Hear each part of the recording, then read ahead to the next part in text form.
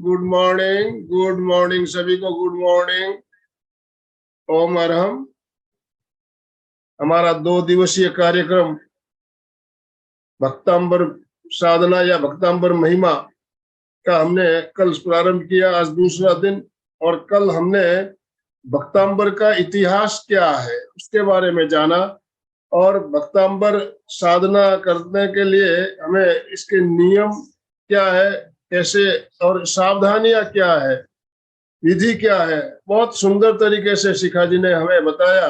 विधि, नियम और सावधानियां, इनका ध्यान रखना बहुत जरूरी होता है। कोई भी साधना हम करते हैं, किसी भी मंत्र का हम अनुष्ठान भी करते हैं, तो उसकी विधि हमें पता होनी चाहिए, नियम पता होना चाहिए, और उसकी क्या क्या सावधानियां हैं ये हमें जानकारी होनी चाहिए।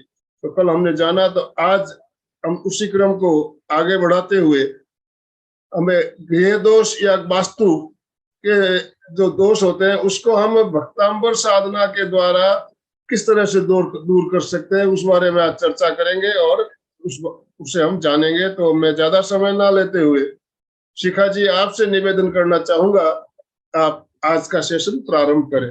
शिखा जी, आप अपने आप को अनम्यूट कर लीजिए प्लीज।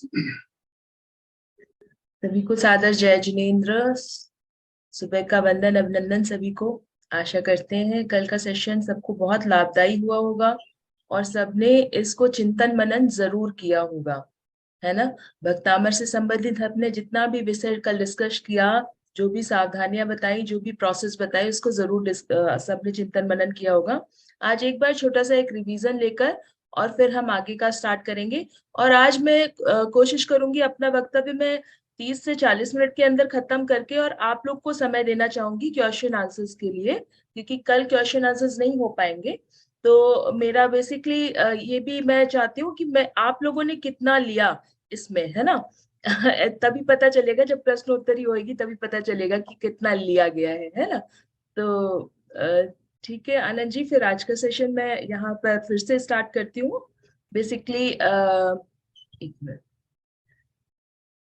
देखिए कल के सेशन में हमने बहुत सारी चीजें सीखी। भक्तामर का इतिहास सीखा, भक्तामर के द्वारा क्या क्या चीजें, कौन कौन सी विधियां हैं, क्या क्या चीजें सावधानी देने वाली बातें हैं, और कैसी उसकी मेन विधि है, अनुष्ठान की क्या विधि है, इसके बारे में हमने चिंतन मनन किया। ठीक है, तो इसमें विशेष रूप से मैं एक बार फिर से बता दूं आप सभी को कि भक्तामर अनुष्ठान, एक मिनट यहाँ पे स्पॉटलाइट चेंज कर देती हूँ। ओके जी, तो यहाँ पर एक बार मैं फिर से आप सबको बता दूं कि भक्तामर अनुष्ठान की जो हम कल बात कर रहे थे, मेरे पास बहुत सारे कल प्रश्न है, कम से कम 25-30 लोगों के मैसेज आए कि अपने ग्रुप में ऐड कर लीजिए। मैं सबको तो लिंक नहीं भेज पाई, लेकिन कुछ लोगों को मैंने लिंक जरूर फॉरवर्ड कर दी थी। ठीक है, तो बेसिकली सबसे ज्यादा प्रश्न जो आ रहे थे इस विषय को लेके आ रहे थे कि अनुष्ठान अगर हम प्रॉपर विधि से नहीं कर पाए, नमक या शक्कर के त्याग से नहीं कर पाए, सुबह ब्रह्म मुहूर्त में नहीं कर पाए, तो क्या हम अनुष्ठान शुरू ही ना करें।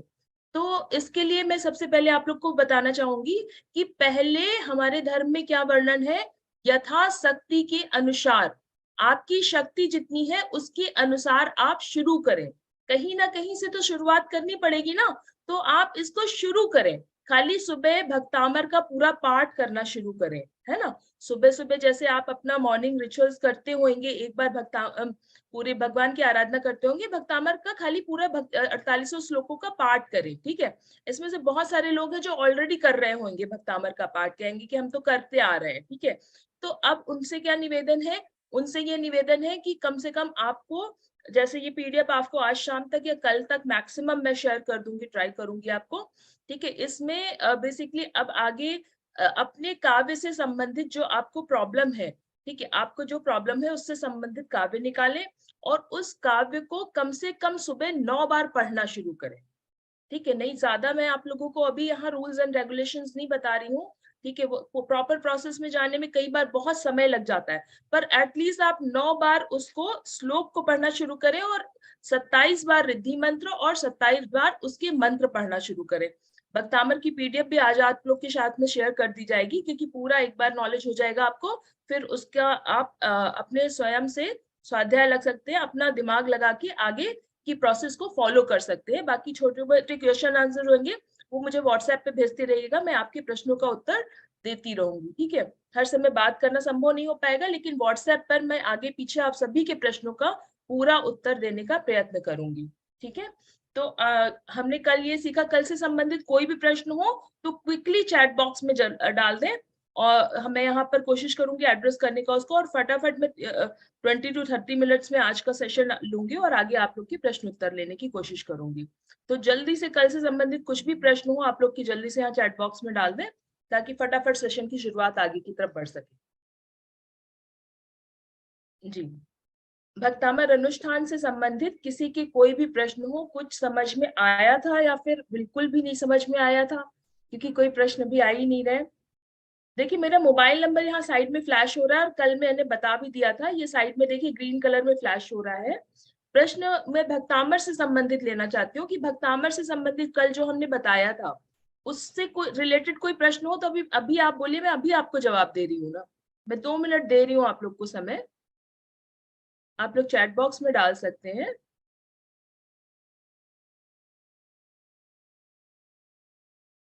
ओके, या तो सब कुछ समझ में आ गया या तो कुछ भी नहीं समझ में आया है। ओके, क्योंकि कोई भी प्रश्न ही नहीं है यहाँ पे, तो या तो कुछ ज्यादा ही समझ में आ गया है या तो बिल्कुल नहीं समझ में आया है। कल बहुत फास्ट हमने सब चीजें बताई, तो हो सकता है बहुत सारी चीजें स्किप हो गई होंगी। तो आशा करते हैं कि आप लोग रिकॉर्डिंग जरूर देखिए, एक बार में कई बार चीजें समझ में नहीं आती, 2 बार 3 बार 4 बार में जरूर समझ में आएंगी। तो रिकॉर्डिंग जरूर देखिएगा, उससे आप लोगों को आगे समझ में आएंगी, है ना। रिकॉर्डिंग देखने के बाद में आप लोग प्रश्न करिए, है ना। रिकॉर्डिंग में सब कुछ कवर कर दिया गया है, उसके बाद भी कुछ नहीं समझ में आए तो जरूर प्रश्न करिए आप, है ना। 48 गाथा है या 44 गाथा है? जी मुझे रिकॉर्डिंग आई थिंक भेज दी है, आनंद अंकल ने सब जगह भेज दी है ऑलरेडी, रिकॉर्डिंग आप लोग के तक पहुंच गई है। और देखिए 48 गाथा है 44 गाथा है, ये थोड़ा सा एक कंट्रोवर्शियल टॉपिक है, इस पे अभी हम नहीं जाएंगे। अभी आप जिसका जैसे स्वाध्याय करते आए हैं वैसे ही करिए चिंतन मनन, ठीक है।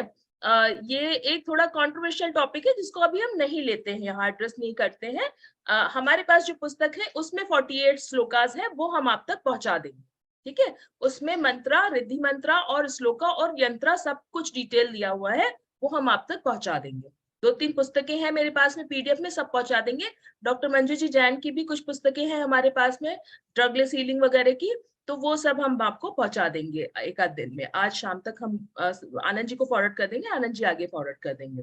घर में अगर दूसरा कोई अशुद्ध हो, नहीं ऐसी कोई दिक्कत नहीं है, जो कर रहा है अनुष्ठान उसको कोई किसी भी प्रकार की अशुद्धि नहीं होनी चाहिए। बाकी ऐसे तो घर में किसी न किसी का बड़े परिवार में चलता ही रहता है ये सब प्रॉब्लम्स।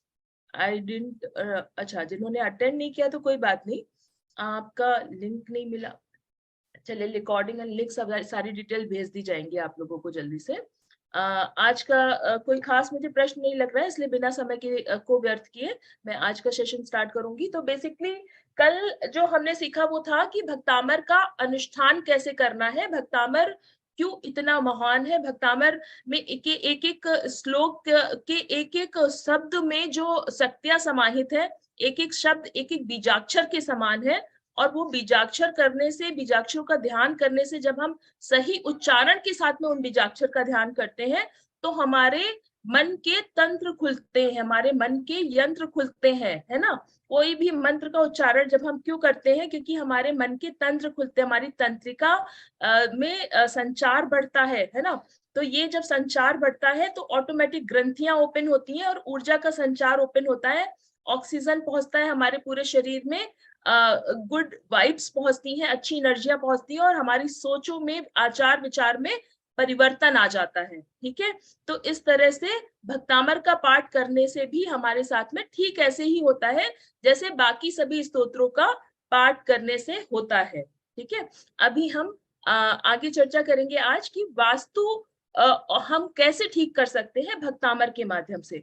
तो उसके लिए मैं थोड़ा सा पहले आप लोग को बैकग्राउंड देना चाहूंगी कि यहाँ पे बहुत सारे लोग ऐसे जुड़े होंगे जिनको शायद थोड़ा बहुत दिशाओं का भी ज्ञान ना हो, ठीक है। तो पहले हम थोड़ा सा यहाँ पे दिशा और बहुत ही बेसिक टॉपिक मैं फटाफट कवर करना चाहूंगी यहाँ पे कि कैसे दिशाओं का आप अपने घर में ध्यान कर सकते हैं। बेसिकली पहले तो समझे कि वास्तु है क्या। तो जैसे कि अभी पहले कुछ दिन पहले मेडिकल वास्तु का भी सेशन लिया गया था, तो उसमें भी मैंने आप लोग से चर्चा की थी ये कि भाई वास्तु बेसिकली कुछ नहीं होता।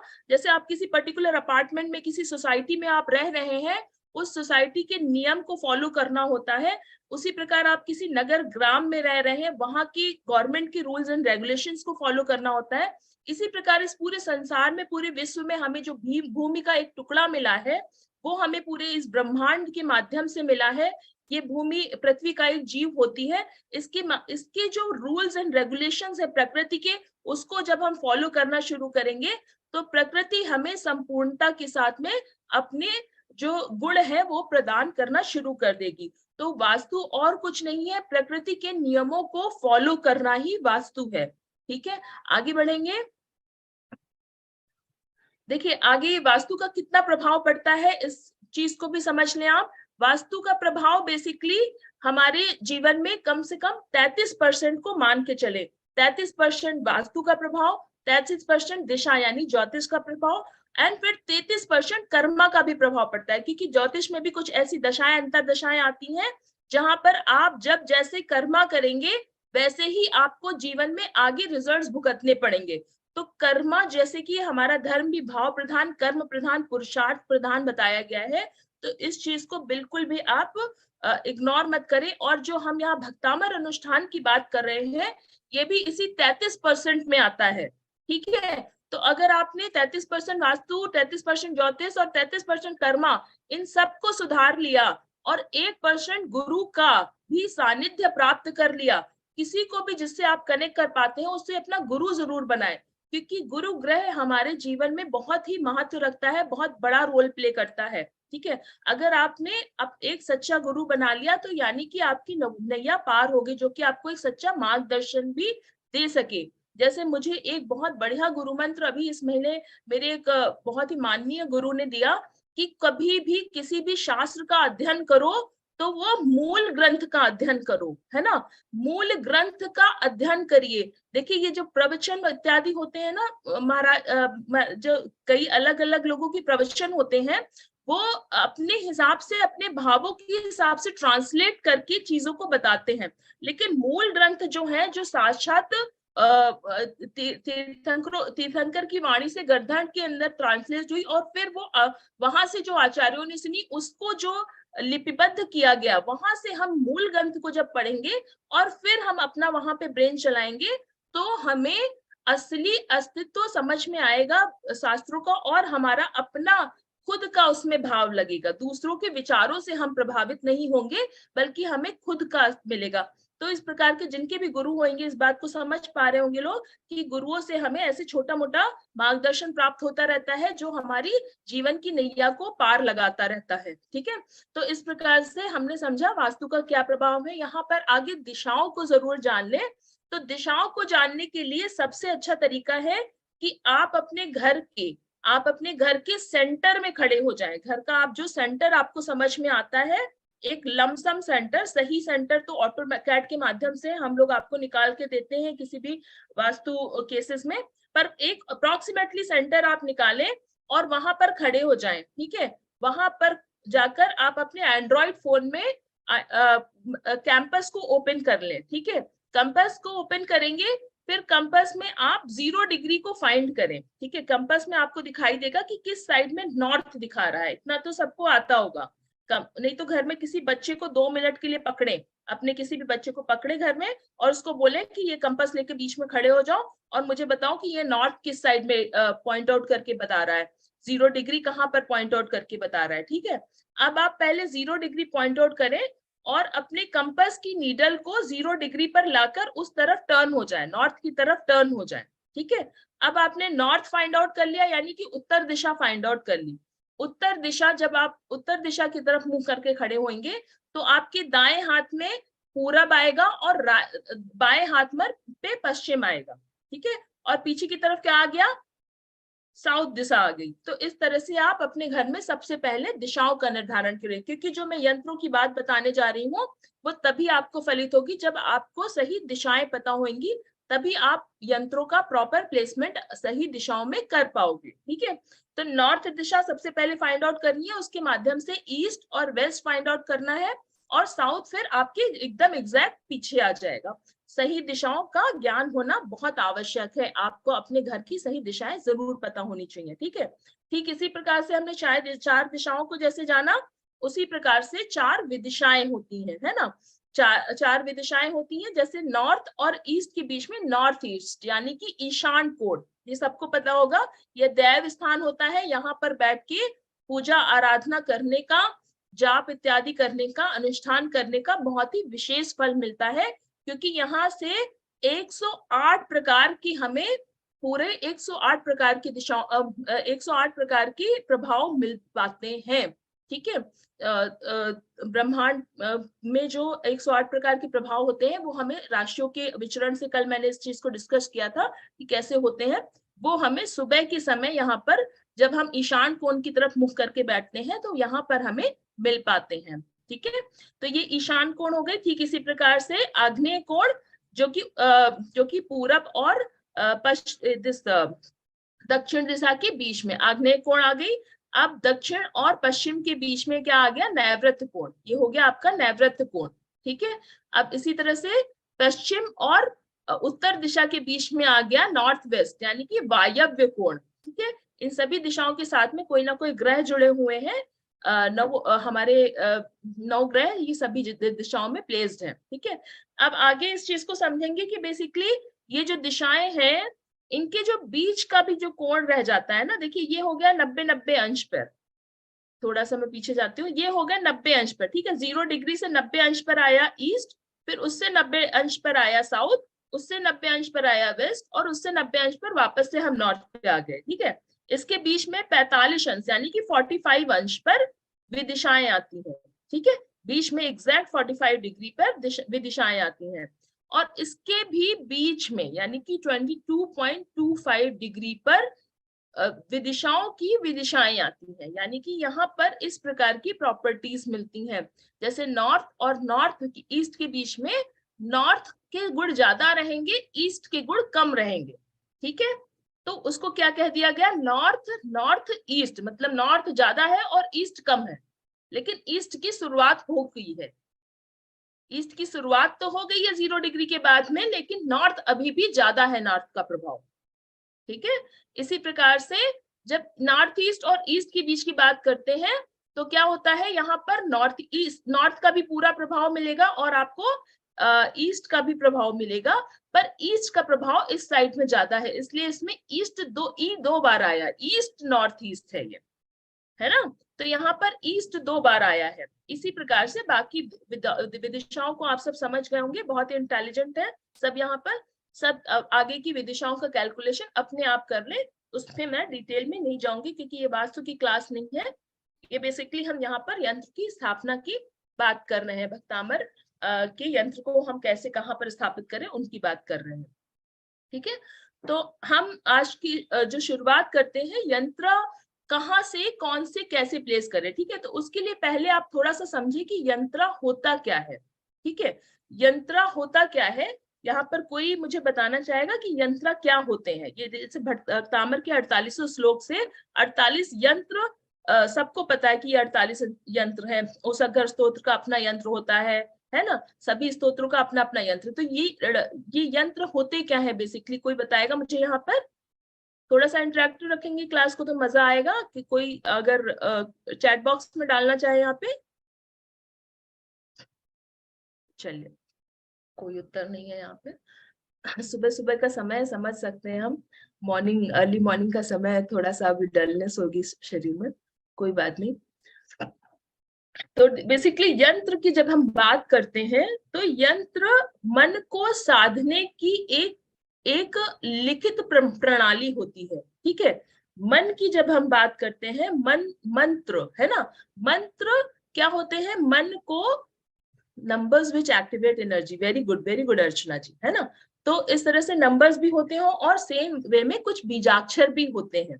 ठीक है, कुछ बीजाक्षर भी होते हैं जो हमारी तंत्रिका को ओपन करते हैं। ठीक है, तो सिर्फ यंत्र लगाने से ही कुछ नहीं होगा, यहाँ पर एक चीज को विशेष रूप से ध्यान रखिए कि हम लोगों के घर यहाँ बहुत प्रचलन है कि खाली यंत्र को लगा लिया, ठीक है, कुछ हद तक वो जरूर दोषों का समन करेगा क्योंकि एनर्जीज को बैलेंस रखता है। ठीक है, इस चीज को मैं नहीं बोलूंगी कि भाई एकदम ही वो इफेक्ट नहीं करेगा अगर आपने यंत्र रखा है घर में। यंत्र आपको डेफिनेटली कुछ ना कुछ रिजल्ट जरूर देगा, लेकिन जब तक आप एक वो आपको असली रिजल्ट तभी देना शुरू करेगा जब आप उसकी साधना करते हो। जब यंत्रों की साधना करते हो, उसको जहां जिस चक्र में बिठाना है उस चक्र में बिठाकर उसकी साधना करोगे, तब वो आपको उसका असली परिणाम मिलेगा। और वही आपको आप उसी के कारण, मतलब वही एक रीजन है जिसके कारण इतने सारे यंत्र बनाए गए हैं और देखने को मिलते हैं। लेकिन आजकल हम उसका भौतिकता में ज्यादा उपयोग कर रहे हैं, कोई दिक्कत नहीं है, थोड़े भौतिकवादी हो गए हैं आजकल हम, है ना। तो बेसिकली पहले हम समझेंगे यंत्र के बारे में, यंत्र क्या होता है, यंत्र का हमने समझा। अब हम समझेंगे कि यंत्र कहाँ पर कैसे यूज करें। ठीक है, देखिए अलग अलग श्लोकों का अलग अलग महत्व है। थोड़ा सा मैं कल वाली पीडीएफ ले के आप लोग को समझाने का प्रयत्न करती हूँ। कल की पीडीएफ में जैसे कि मैंने आप लोग को सिखा रही थी, यहाँ पर, ओके, ये कल की पीडीएफ आ गई, चलिए ओपन नहीं हुई है इसको, हाँ ये आ गई कल की पीडीएफ। ठीक है, तो कल हमने जैसे समझा था कि मंत्रा हीलिंग के बारे में, और ये क्या अनुष्ठान की विधि है, मुहूर्त, शुद्धिकरण इत्यादि, जाप इत्यादि की प्रक्रिया करनी चाहिए। ठीक है, अब यहाँ पर अब आप देखेंगे अगर तो अलग अलग ये श्लोकों को यहाँ पे जैसे 48 श्लोक दिए गए हैं। अभी कुछ क्षण के लिए ये भूल जाए कि 48 श्लोक है कि आपके पास में कितने श्लोक है ना, कुछ क्षण के लिए ये भूल जाए। अभी आप सिर्फ इतना समझें कि अलग अलग श्लोकों से अलग अलग कार्यों की सिद्धि ऐसा आचार्यों ने बताया है। जैसे कि पहले नंबर के श्लोक का जो पाठ करेगा उसका भाग्योदय होता है, ऐसा माना जाता है। और ऐसे बहुत सारे हमारे पास केसेस हैं जो कि देखने में मिलते हैं। तो प्रथम श्लोक के पाठ से भाग्य उदय होता है, जो रुके हुए काम है वो हमारे बनने लगते हैं, हमारे कर्म हमारे साथ देने लगते हैं। ठीक है, असाता का उदय शांत होता है। तो इस प्रकार से अलग अलग श्लोकों का अलग अलग मतलब है। दूसरे नंबर के श्लोक से क्या होता है, शिखा जी आपका स्लाइड नहीं आ रही है। अच्छा नहीं आ रही क्या, अच्छा सॉरी, एक बार फिर से मैं शेयर करती हूँ यहाँ पे। अब दिख रही है आप लोगों को? हाँ अभी आई। अच्छा चलिए, हाँ तो देखिए यहाँ पर जो स्लाइड दी हुई है इसमें हमने दिखाया है कि 1 से 48 नंबर के श्लोकों का, अभी हम भूल जाएंगे कि 44 से 48 है। ये पहले नंबर के श्लोक से क्या होता है, पहले नंबर के श्लोक से भाग्योदय की प्राप्ति होती है ना। तो भाग्योदय की प्राप्ति होती है यहाँ पर, और हमारे कर्म हमारे साथ देने लगते, असाता का उदय कम होता है।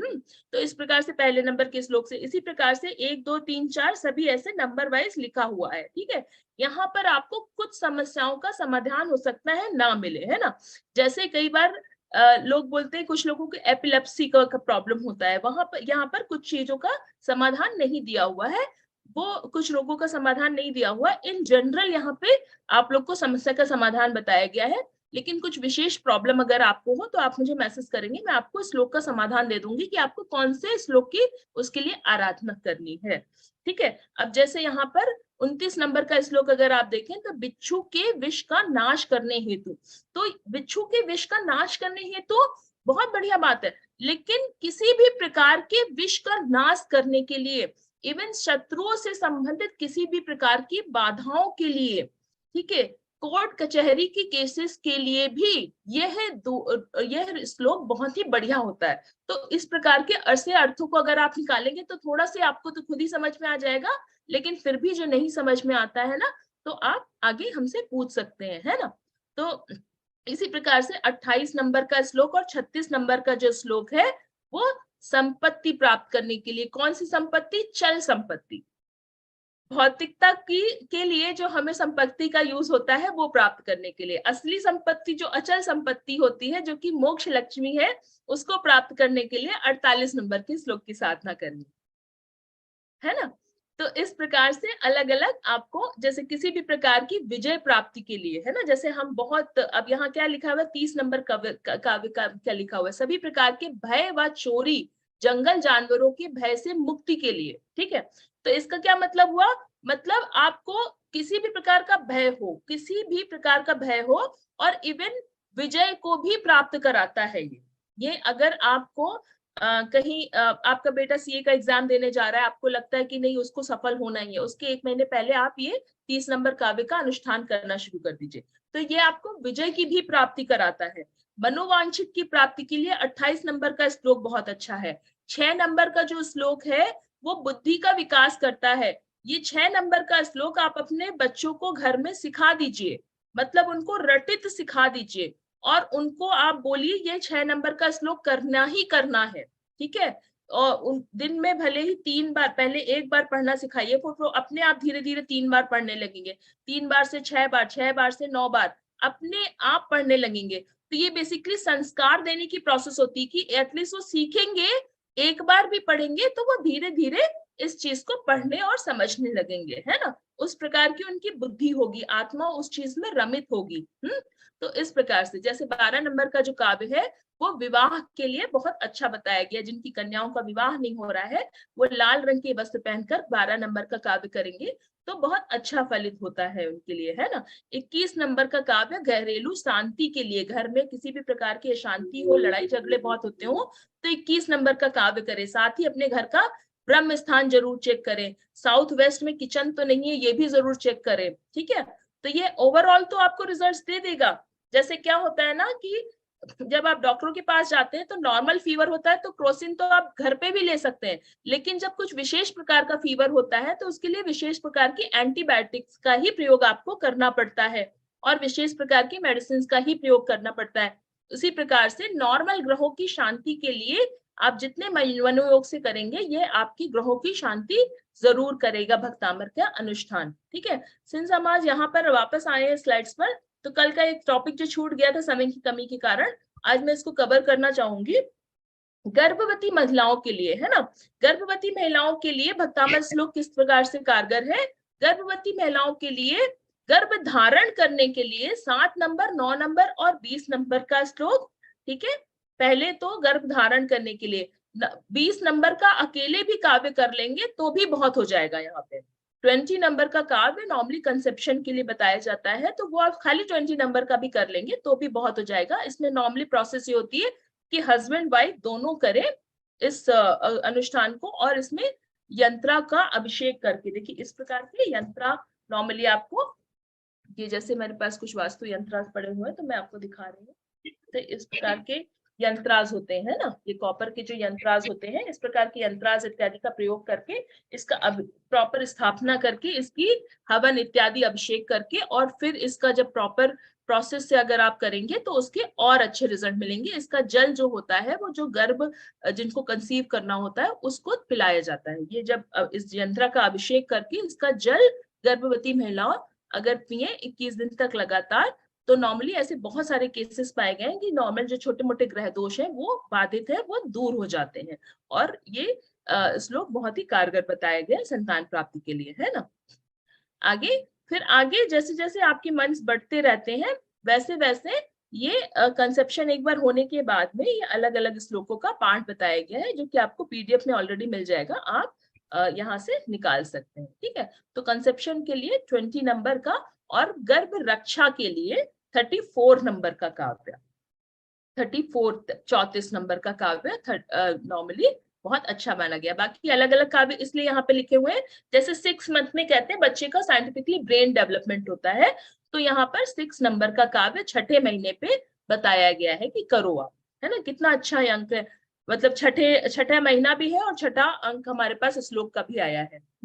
तो इस प्रकार से करने से आप लोग को विशेष परिणाम मिलेंगे। ये पीडीएफ शेयर कर दी जाएगी आप लोग के साथ में, आप लोग आगे इसको अनुसरण कर सकते हैं। ठीक है, तो हम लोग यहाँ पर भक्तामर यंत्रा की बात कर रहे थे। भक्तामर यंत्रा बेसिकली 1 सेकेंड, ठीक है, तो भक्तामर यंत्रा कहाँ पे कौन से लगाएं। ठीक है, अब यहाँ पर खाली आप नोट कर ले, क्योंकि जब आपके पास में पीडीएफ आएगी ना तो आपको समझ में आएगा कि कौन से श्लोक का कौन सा यंत्र है। ठीक है, तो पहले हम नॉर्थ दिशा से स्टार्ट करते हैं। नॉर्थ दिशा जो सुख शांति समृद्धि की दिशा होती है भल्लाट देवता यहाँ पर होते हैं।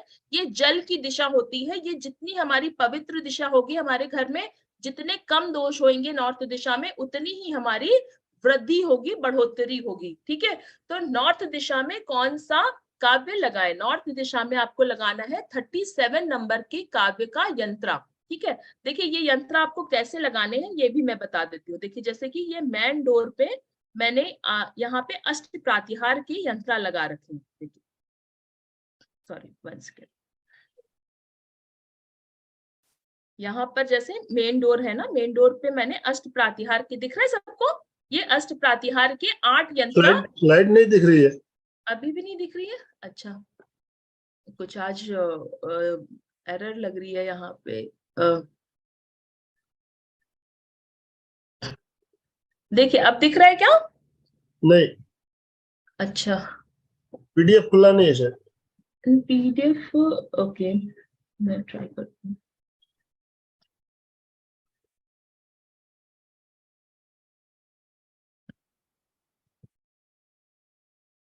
ये मैं चाहती हूँ आज बिल्कुल भी समय ना व्यर्थ हो, ताकि क्वेश्चन आंसर जरूर हो जाए आप लोगों के।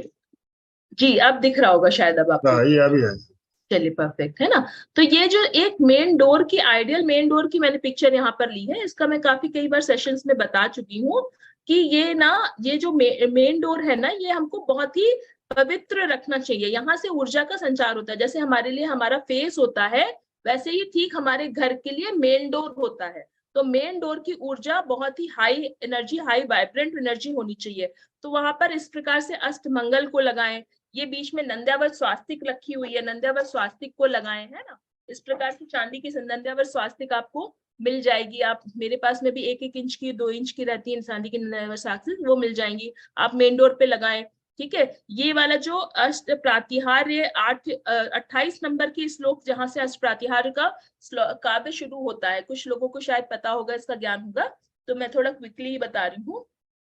बाकी जब डिटेल में भक्तामर सेशन चलेंगे तो आपको इसका पूरा ज्ञान हो जाएगा। 28 नंबर का काव्य कौन सा ज्ञान है? उच्चैर शोक तरुसंसृत मुन मयूक, माभाति रूप ममलम भवतो नितांतम, स्पष्टोल्लसत किरण मस्त तमोवितानम, बिंबम रवेरु पयोधर पार्श्ववर्ती, है ना।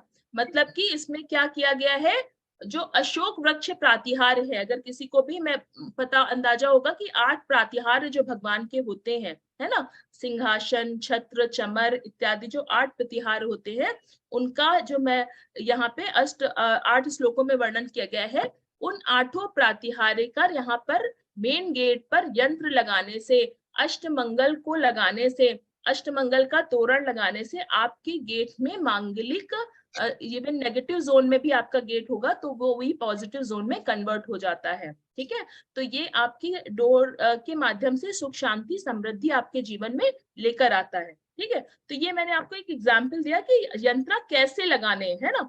तो जैसे कि ये प्रिंट आउट यहाँ पर लगाया गया है, प्रिंट आउट को लैमिनेट किया गया है, लैमिनेट करके यहाँ पे 8 यंत्र लगा दिए गए। ठीक इसी प्रकार से आप चाहें तो कॉपर के यंत्र, जैसे कि जिन लोगों ने वास्तु अपने घर का कराया होगा उनको आइडिया होगा कि बहुत सारे वास्तुशास्त्र सजेस्ट करते हैं, जब घर बन रहा होता है तो कंस्ट्रक्शन के समय पे प्लास्टर के अंदर ही कुछ यंत्र, कुछ स्वास्तिक इत्यादि एनर्जी बूस्टिंग चीजें डलवा देते हैं, खास करके मेन डोर पे, ब्रह्म स्थान पे, शिलान्यास के समय, ऐसे समय पर बहुत सारे यंत्र और बहुत एनर्जी बूस्टिंग चीजें पड़ती हैं। ठीक है, तो अगर हमने घर बनवाने के समय ये सब चीजें नहीं करी हैं, तो अब हम क्या कर सकते हैं, सिंपली जिनको यंत्र नहीं ऑर्डर करना है वो क्या करें, सिंपली बस आप घर पे प्रिंट आउट ले और प्रिंट आउट के माध्यम से उसको पहले लैमिनेट जरूर करवा लें, क्योंकि घर का दरवाजा है तो वहां पर बारिश इत्यादि का प्रकोप रहेगा, धूप इत्यादि का प्रकोप रहेगा, तो उसको लैमिनेट जरूर करवा लें ताकि अविनय ना हो यंत्र का, है ना। इसकी सावधानियां भी मैं आगे बताऊंगी कि क्या क्या सावधानियां लेने की जरूरत है। तो ये अविनय ना हो इसके कारण इसको अगर प्रिंट आउट लेके लगा रहे हैं तो लैमिनेट जरूर करवा लें, और फिर लैमिनेट कराकर ये 8 यंत्र यहाँ पर ऐसे लगा सकते हैं। ठीक है, तो अब मैं नॉर्थ दिशा की आपको बात कर रही थी। नॉर्थ दिशा में 37 नंबर का काव्य, 37 नंबर का काव्य लगाना है, क्योंकि 37 नंबर के काव्य में समो शरण विभूति का वर्णन है। जो तीर्थंकर का समो शरण होता है, समो शरण से बड़ी विभूति आज तक दुनिया में किसी के भी पास नहीं है। समो शरण विभूति का मैक्सिमम मतलब किसी भी प्रकार की समृद्धता का एक मैक्सिमम एग्जाम्पल है भगवान का जो समोशरण होता है, उसमें रत्नों की वॉल होती है ना। एक समोशरण की किसी ने अगर थोड़ा सा समझा होगा, यहाँ पे अब ज्यादा डिटेल में मैं नहीं जाऊंगी, नहीं तो टॉपिक थोड़ा डाइवर्ट हो जाएगा। तो बेसिकली 37 नंबर का काव्य का आपको यंत्र, जैसे मैंने अभी डोर पे बताया, तो उसी प्रकार से आपको नॉर्थ दिशा फाइंड आउट करके ऊपर 3 फीट से ऊपर लगाना है। इसकी सावधानियां भी आगे हम डिस्कस करेंगे, तो लगाना है, ठीक है। 37 नंबर का काव्य, इत्थम यथा तो भूतिर्भुजिनेन्द्र धर्मोपदेशन विधोना तथा परस्य, ये ऐसे पूरा श्लोक है, ठीक है। आगे बढ़ते हैं। नॉर्थ के बाद में कौन सी जो विदिशा आएगी, नॉर्थ और नॉर्थ ईस्ट के बीच में कौन सी दिशा आएगी, नॉर्थ ईस्ट, है ना। नॉर्थ और ईस्ट के बीच में आ जाएगी नॉर्थ ईस्ट, यानी कि ईशान कोण। ईशान कोण पर हमें लगाना है 36 नंबर और 6 नंबर का काव्य। 36 नंबर और 6 नंबर का काव्य लगाना है। 36 नंबर क्यों यहाँ पे, 6 नंबर तो बुद्धि के लिए मैंने बताया कि होता है, पर 36 क्यों लगाना है, क्योंकि जब हम अपने तीनों योग से, मन वचन काया तीनों योग से, और अपनी जब हमारा मन सही जगह पे होगा, हमारा मस्तिष्क सही काम करेगा, बुद्धि सही काम करेगी, तभी हम बिना भ्रमित हुए असली सही प्रकार से मनी का संचार कर पाएंगे, बिजनेस में अपना दिमाग लगा पाएंगे। तो बुद्धि अच्छी होगी तभी हम प्रॉपरली जीवन जीने के जो तरीके हैं और सुख शांति समृद्धि है उसको प्राप्त कर पाएंगे। इसलिए 36 नंबर का काव्य और 6 नंबर का काव्य आपको ईशान कोण कर लगाना है। ये अभी मैं बताती हूँ कहाँ पे लगाने। ज्योति दागा जी, घर के बाहर जगह नहीं है तो घर के अंदर, ये मेन डोर वाला तो बाहर ही लगाना है, मेन डोर के ऊपर लगाना है, और बाकी जो घर के अंदर ही लगाने हैं, ये जो यंत्र, बाकी यंत्र की बात कर रही हूँ दिशाओं वाले, वो घर के अंदर ही लगाने हैं। जैसे नॉर्थ वाला 0 डिग्री फाइंड आउट करके ऊंची वॉल पर आपको लगाना है, ठीक है। तो इस प्रकार से नॉर्थ ईस्ट वाल में 36 नंबर और 6 नंबर का काव्य। ईस्ट में अब हमारे पूरब दिशा की तरफ, पूरब दिशा की तरफ 15 नंबर का काव्य लगाना है। 15 नंबर के काव्य में भगवान की ब्रह्मचर्य रिद्धि का वर्णन किया गया है, ठीक है। उसमें चित्रम किमत दिशांगना भी, तो मतलब जैसे कि जो ईस्ट दिशा जो होती है वो सोशल कनेक्शंस के लिए होती है। हमारी गवर्नमेंट तक पहुंच कितनी है, हमारी सोशल कनेक्शंस कितने, समाज में कितना मान सम्मान हमें मिलता है, इसकी दिशा होती है ईस्ट दिशा, ठीक है। तो वहां पर जब हम ये 15 नंबर की के श्लोक का यंत्र लगाएंगे तो हमें बहुत फलित होगा। क्योंकि क्या होता है कि कोई भी विभूति हमें विरक्ति से ही प्राप्त होती है। जब तक हम किसी चीज के पीछे भागते रहेंगे तब तक हमें वो चीज प्राप्त नहीं होती है, ठीक है। तो वहां पर यंत्र फर्स्ट कौन सा लगाना है, मैं समझी नहीं सीमा जी आपके प्रश्न को। देखिए, ये पहले अभी आप खाली नोट करते जाए कि कौन सा यंत्र लगाना है। थोड़ा सा टफ जा रहा है आप लोग के लिए, मुझे लग रहा है क्या, ये सिर्फ नोट करते जाए कि कहाँ पे कौन सा लगाना है, ठीक है। अभी जब हम सावधानियों पे आएंगे तो मैं आप लोगों को एक छोटा सा झटका यहाँ पे दूंगी कि यहाँ जो ये यंत्र की मैं बात कर रही हूँ ना, ये हर यंत्र नहीं लगा सकते हैं आप, ये यंत्र कुछ ही लगा सकते हैं। जैसे कि एक समय पर मैक्सिमम अपने घर में 1 या 2 ही यंत्र लगा सकते हैं, फिर उसकी साधना करके उस दिशा में बैठ के आपको उसको एक्टिवेट करना पड़ेगा, ठीक है। जैसे आपको अभी मैंने दिशाओं का बताया, ठीक है। अब ये साथ साथ में इसकी प्रॉपर्टीज भी बताती जा रही हूँ, ठीक है। हाँ, मेन डोर पे जो आपने पिक्चर दिखाया है ना, उस बारे में, हाँ, तो उसमें 28 नंबर के श्लोक, पहले 28, 29, 30, 31, 32 ऐसे करके लगाना है टोटल। 28, 29, 30, 31, 32 ऐसे 8 श्लोक टोटल है कंटिन्यू, वो लगाने सीमा जी। जो डोर पे, मेन डोर का प्रश्न आया है कि मेन डोर पे कैसे लगाने हैं, तो वो 28 नंबर से लेके 28, 28, 29, 30, 31, 32, 33, 34, 35 तक का श्लोक, जो स्वर्ग पवर गम मार्ग विमार्ग, जिसमें दिव्य ध्वनि का वर्णन है। तो ऐसे 35 नंबर तक के 28 टू 35 कंटिन्यू ऐसे मेन डोर के लिए बताया गया, ठीक है। तो अब यहाँ पर जो यंत्र की बात हो रही है, सिर्फ आप नोट करिए, फिर आप फाइंड करिएगा इससे रिलेटेड। जो मैं आपको जैसे ईस्ट दिशा के बारे में जब मैंने बताया तो आपको बताया कि सोशल कनेक्शन, तो अगर आपको लगता है कि घर में आपको मान सम्मान नहीं मिलता, जितना आप करते हैं आपको वैसे सोसाइटी में मान सम्मान नहीं मिलता है, तो आप ये इस चीज को लगाएंगे। मतलब ये एक रेमेडी के तौर पे बताया जा रहा है आपको करने के लिए, ठीक है। इसमें से भी जो आपको सबसे ज्यादा प्रॉब्लम दे रही होगी ऐसी रेमेडी करिए, ठीक है। ऐसी खाली 2 रेमेडी करिए, एक टाइम पे मैक्सिमम 2 यंत्र ही लगाइए। मेन डोर का तो आप लगा सकते हैं, उसके अलावा खाली 2 यंत्र मैक्सिमम एट अ टाइम आप लगाएंगे, ठीक है। बता रहे हैं हालांकि हम यहाँ पे सब आपको क्योंकि किसकी कौन सी समस्या है हमें नहीं पता है यहाँ पे, इसलिए सारी समस्याओं के का हम यहाँ पर आपको सॉल्यूशंस दे रहे हैं। ठीक है, तो ईस्ट के बारे में बात हो गई कि 15 नंबर का श्लोक का यंत्रा ईस्ट में लगाना है। ठीक है, आगे हम आते हैं साउथ ईस्ट यानी कि आग्नेय कोण। आग्नेय कोण कौन सा होता है? हमारी अग्नि, हमारी जो अग्नि होती है जठराग्नि, उसको बताती है ना, वहां से हमारी जठराग्नि के लिए जो खाना बनता है, पाचन शक्ति को हमारे डिसाइड करती है। हमारा जो खाना है, हमारी जो ऊर्जा का स्रोत है, वो वहां से डिसाइड होता है। ठीक है, तो वहां पर कौन से नंबर का काव्य लगाएंगे आप? 17 नंबर का। 17 नंबर का काव्य लगाएंगे, जो कि मैंने बताया था कल की उदर रोग की समाप्ति के लिए होता है। 17 नंबर का काव्य का यंत्र लगाएंगे। तो अगर आपकी रसोई गलत दिशा में है तो भी आप 17 नंबर का काव्य का वहां पर लगा दीजिए यंत्र। मेन डोर के बेकर लगाऊं है क्या? जी, जैसे दिखाया गया है आपको बिल्कुल वैसे मेन डोर पे लगाना है ना। चलिए जल्दी जल्दी खत्म करते हैं ताकि क्वेश्चन आंसर्स भी हो जाए। साउथ ईस्ट में हो गया, अब साउथ में आते हैं। ठीक है, साउथ में हमारी जो दिशा होती है, साउथ में अगेन यहाँ पर अग्नि की ही दिशा है। यहाँ पर आप 45 नंबर का काव्य लगाइए। ठीक है, 45 नंबर का काव्य का जो यंत्र है वो यहाँ पर लगाइए। ये जो यंत्र है ना, इसका विश्लेषण मैंने अलग अलग ग्रहों की दृष्टि के अनुसार किया है, क्योंकि जो ये जो साउथ की दिशा होती है, मंगल ग्रह की दिशा होती है। ठीक है, तो यहाँ पर 45 नंबर काव्य का आपको बताया गया है कि 45 नंबर काव्य लगाइए, क्योंकि ये कुछ विश्लेषण हमने ज्योतिषीय गणित के हिसाब से निकाला है कि अलग अलग जो यंत्र है, अलग अलग जो श्लोक है, उसमें कौन से ग्रह प्रबल है। जैसे कि 17 नंबर श्लोक में कल भी मैंने बताया था कि राहु ग्रह प्रबल है। उसके अकॉर्डिंग आपको राहु ग्रह क्या होता है, राहु ग्रह जब हमारा खराब होता है तो सबसे पहले आके पेट पे अटैक करता है। तो जिनकी राहु की दशा अंतर्दशा चल रही, सबसे पहले उनको कॉन्स्टिपेशन हो जाता है। ठीक है, तो कितनी भी रेमेडी करते रहे उनको दिक्कत नहीं होती, उनको दिक्कत होती रहती है। वो कितना भी उपचार कर ले, उनको पेट से संबंधित प्रॉब्लम आती रहती है। तो इस तरह से उसके लिए 17 नंबर का काव्य, जो कि राहु ग्रह के दोष को निवारण करने के लिए होता है। ठीक है, साउथ पे आए तो साउथ पे हमने 45 नंबर का काव्य बताया। अब हम चलते हैं नैवृत्त कोण की तरफ, है ना। थोड़ा सा मैं स्लाइड से आपको बता देती हूँ, शायद दिशाओं में आप लोग भ्रमित हो रहे होंगे। तो यहाँ पे जो स्लाइड ली थी मैंने, एक बार फिर से मैं दिखा देती हूँ आपको। एक मिनट,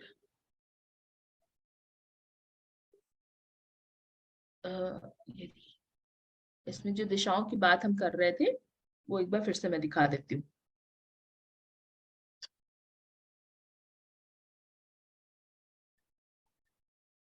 ये मुख्य द्वार की स्लाइड है मेरे, जो मैंने यूज करी है आज। तो यहाँ पर स्लाइड दिख रही है ना सबको? जी, हाँ जी। तो ये जो मैंने बताया आपको, ये जो दिशाओं की बात हो रही थी, तो पहले हमने नॉर्थ दिशा का बताया, फिर नॉर्थ ईस्ट का बताया, फिर ये ईस्ट का बताया, फिर साउथ ईस्ट का बताया, फिर साउथ का बताया। साउथ में कौन सा? 45 नंबर। अब हम आ रहे हैं ये नैवृत्त कोण की तरफ, यानी कि साउथ वेस्ट दिशा की तरफ। साउथ वेस्ट दिशा में आपको लगाना है, ये रिलेशनशिप की दिशा होती है, यहाँ पर आपको लगाना है 21 नंबर का काव्य। अगर आपका साउथ वेस्ट बिगड़ा होगा तो उस कैसे आप समझ सकते हैं कि आपके रिश्तों में दरार आना शुरू हो जाएगी, आपके घर में जो संबंध है, आपसी संबंध है, उसमें दिक्कतें आनी शुरू हो जाएंगी। आपके घर में मांगलिक कार्यों में भी काफी हद तक इससे भी प्रभाव आता है। वैसे तो साउथ ईस्ट की दिशा और नॉर्थ ईस्ट की दिशा भी मांगलिक कार्यों के लिए मानी जाती है, लेकिन साउथ वेस्ट के कार्य में साउथ वेस्ट में भी दिक्कत होने से मांगलिक कार्यों में, क्योंकि वहां पे पितरों का आशीर्वाद रुक जाता है आना, है ना। जो पितृ है, हमारे पूर्वज है, उनका आशीर्वाद आना रुक जाता है अगर साउथ वेस्ट में दोष होते हैं।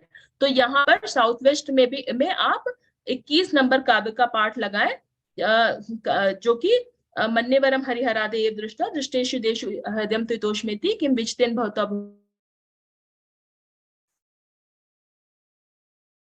लगाना है। अब हम आए वेस्ट की दिशा। वेस्ट की दिशा बहुत ही शानदार दिशा है, इसको जरूर बैलेंस करके रखें। ये प्रॉफिट की दिशा होती है, ये मैनिफेस्टेशन की दिशा होती है। ठीक है, आप कभी भी किसी मंदिर का वास्तु अगर देखेंगे तो हमेशा जो मूर्तियां होती हैं वो वेस्ट की वॉल पे, ये मंदिर के वेस्ट में जाके होती है ना। जो 9 बाय किसी भी प्लॉट का 9 बाय 9 ग्रिड किया जाता है, उसमें जो वेस्ट वाला पोर्शन आता है, वहां पर देव मूर्ति की स्थापना करी जाती है। वो क्यों की जाती है? क्योंकि वहां पे वरुण देवता का वास होता है, वो मैनिफेस्टेशन जो होता है।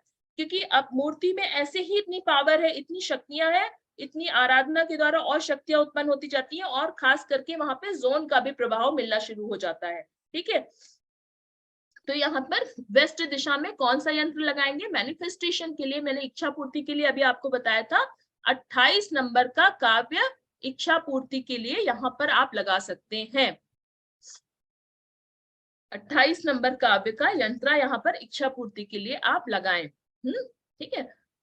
अब हम आते हैं एक अकेली दिशा हमारे पास में जो बची है, नॉर्थ वेस्ट की दिशा। ठीक है, नॉर्थ वेस्ट दिशा होती है वायव्य दिशा। यहाँ पर चंद्रमा का प्रभाव ज्यादा मिलता है। ठीक है, तो नॉर्थ वेस्ट की दिशा में बेसिकली कैसे फाइंड आउट करेंगे अगर हमारा डिसबैलेंस है? यहाँ पर हमें गवर्नमेंट का सपोर्ट मिलना या समाज का सपोर्ट मिलना कम हो जाता है। तो ये जब इस प्रकार की अगर कोई दिक्कत आती है तो नॉर्थ वेस्ट में आप 14 नंबर काव्य का यंत्र लगाएं, 14 नंबर काव्य का यंत्र लगाएं। ठीक इसी प्रकार से जो नॉर्थ वेस्ट और नॉर्थ वेस्ट के बीच की दिशा W दिशा है, यहाँ पर भी 15 नंबर का काव्य लगा सकते हैं डिप्रेशन के लिए, क्योंकि W डिसबैलेंस होगा तो लोगों में डिप्रेशन आ जाता है, अनिद्रा की प्रॉब्लम आ जाती है। अगर यहाँ पर आपका बेडरूम होगा तो अनिद्रा की प्रॉब्लम आ जाती है, डिप्रेशन आ जाता है, माइंड ठीक से काम नहीं करता है। अगर यहाँ पर आप सो रहे हो तो तुरंत बेड हटाइए। ठीक है, तो यहाँ पर अगर आपका बेसिकली डिसबैलेंस है तो फिलहाल इसको यहाँ पर 14 नंबर काव्य का आप यंत्र लगा सकते हैं। ठीक है, अब इसमें और क्या क्या सावधानियां रखनी है आपको, इसके बारे में मैं बता देती हूँ कि इसमें क्या क्या सावधानियां रखनी है। पहली बात तो जब आप यंत्र लगाएंगे तो कैसे लगाएंगे? ठीक है, पहली बात तो शुभ मुहूर्त का ध्यान रखें, पवित्रता का ध्यान रखें। यंत्र लगाने के टाइम पे शुभ मुहूर्त पवित्र का ध्यान देके सुबह स्नान इत्यादि करके ही ये यंत्र लगाएं। ठीक है, स्नान इत्यादि करके शुभ स्थिति में ही ये यंत्र लगाएं, और हमेशा ये यंत्र 3 फीट से ऊपर ही लगेंगे, क्योंकि आपकी कोई भी मंगल चिन्ह, मैंने कई बार वास्तु विजिट्स में हम लोग जाते हैं तो मैं कई जगह देखती हूँ कि जो मंगल चिन्ह है, यंत्र इत्यादि है, वो बहुत नीचे बने होते हैं, आपकी घुटने की हाइट तक बने होते हैं। कभी भी कोई भी मंगल चिन्ह, स्वास्तिक इत्यादि, इसी प्रकार से जैसे मेन डोर पर कई बार स्वास्तिक इत्यादि के स्टिकर लगा लिए जाते हैं आजकल, वो लक्ष्मी के चरण का बहुत प्रचलन है, और वो लक्ष्मी के चरण आप जरूर लगाइए, लेकिन उसमें स्वास्तिक बनी होती है, वो ऐसे चरण कभी मत लेके आएगा, क्योंकि स्वास्तिक मंगल चिन्हों को अगर आप नीचे जमीन पर लगाएंगे और उसको लांग लांग के जाएंगे तो कभी भी वो आपका मंगल नहीं करेगी। इस चीज का विशेष ध्यान रखिए। अगर आपके मेन डोर पर स्वास्तिक का चिन्ह कहीं पर भी नीचे दहलीज पे आ रहा है तो उसको आज आप रिमूव कर दीजिए, क्योंकि आज नवमी रिक्ता तिथि है, तो आराम से आप इस चीज को कर सकते हैं, कोई इसमें परेशानी की बात नहीं है। ठीक है, तो कभी भी कोई भी यंत्र या कोई भी मांगलिक चिन्ह बनाए हमेशा 3 फीट के ऊपर ही लगाएं। ठीक है, बाथरूम की वॉल का ध्यान रखें कि हमने दिशाएं तो देख ली कि भाई ठीक है मेरी नॉर्थ वॉल आ रही है, 0 डिग्री यहाँ पर आ रही है, लेकिन क्या वह बाथरूम की वॉल तो नहीं है?